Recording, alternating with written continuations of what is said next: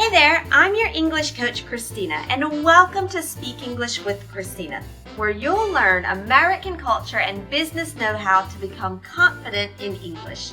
And it's time for week 2 of our summer school revision sessions.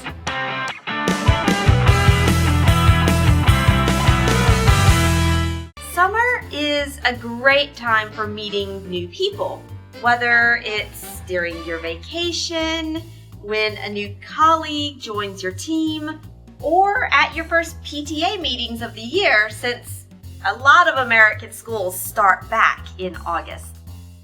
Sometimes it's not always easy to know the codes, to know what to say, or how to continue the conversation with small talk.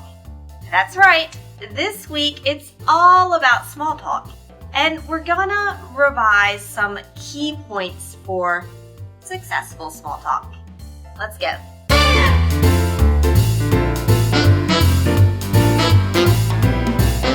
Do you know what Americans mean when they say things like, "Let's have lunch sometime"? No? Well, it's a good thing you're watching this lesson because it will save you a lot of social embarrassment. If you've ever had a nice, friendly conversation with an American, there's a good chance that the conversation ended like this. Yeah, it was good talking to you. We should go out for lunch one day. Sounds like an invitation to go to a restaurant together. Let's get together for a drink sometime. Sounds like an invitation to go to a bar together or a cafe. You really should come over for coffee one day. Sounds like an invitation to someone's house for coffee. If you're ever in San Francisco, give me a call. Sounds like an invitation to make contact when you're visiting someone's town. Logically, if an American says any of these sentences to you, they're inviting you. Logically. But this is just a friendly gesture, a way to say, hey, I like you. And this idea of liking someone and having others like you is a pretty important thing in American society. Even if an American tells you, you should come over for coffee one day, and it's not really an invitation, it's still good because it means they like you, and that's important for them. How do you know when an American is really, truly inviting you for coffee or lunch or a margarita? Well, let's compare two examples. It was good talking to you. Maybe we should get together again for coffee sometime. And here's a real invitation. It was good talking to you. I'd love to hear more about your life in France. Do you want to meet up sometime next weekend, maybe for coffee? What are the differences? The real invitation is much more specific. I mention a topic of a future conversation, and I mention a time for the next time to meet. We should just go out sometime again. It's just a polite way of saying goodbye, and the appropriate response is just, yeah, that would be great.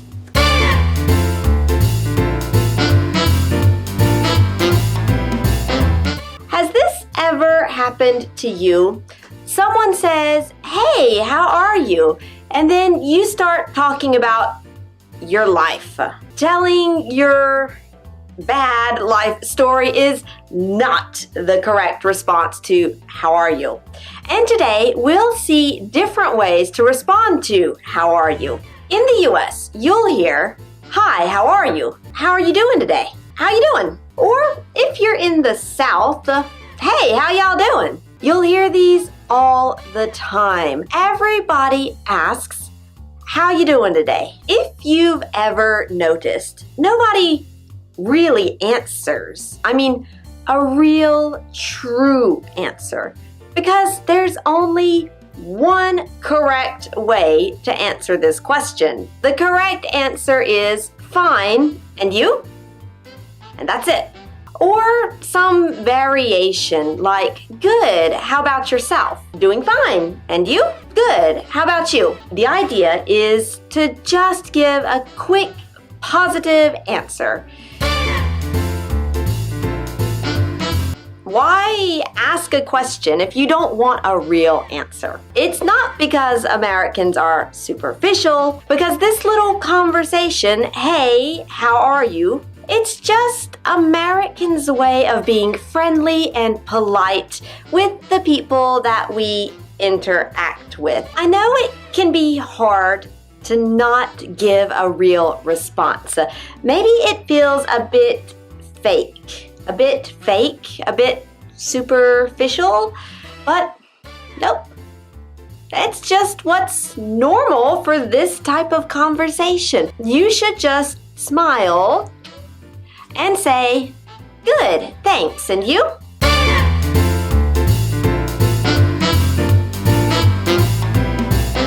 When working with Americans, have you ever felt lost? If you don't have the cultural communication decoder, it's hard to know what's appropriate.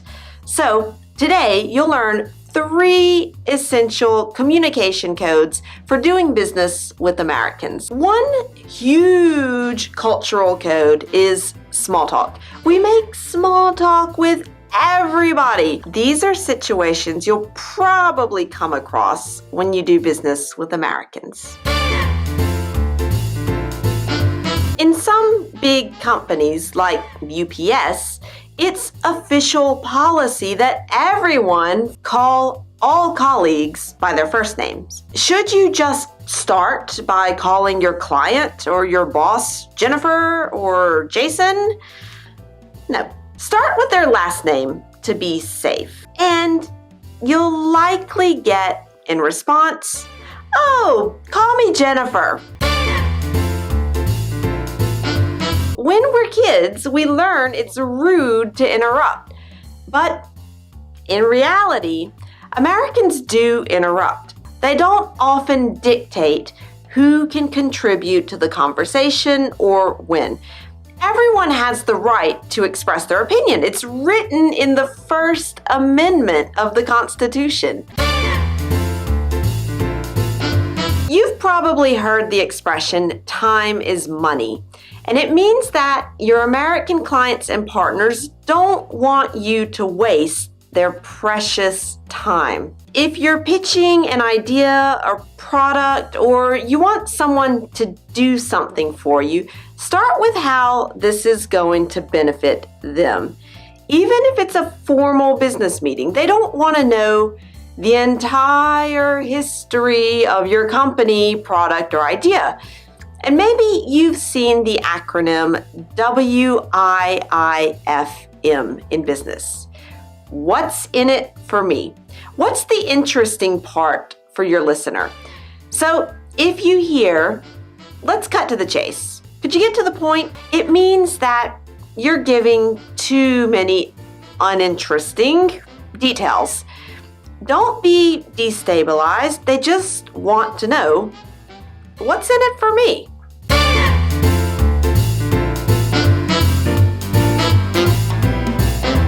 One huge cultural code is small talk. We Americans make small talk with everybody, and it can make a big difference in your career or how your friends and neighbors perceive you. As one student in my successful small talk course said, all this small talk is not normal for me, and I don't know how much I should say. Well, from my experience learning French, I know that it's not easy to make small talk in a different language.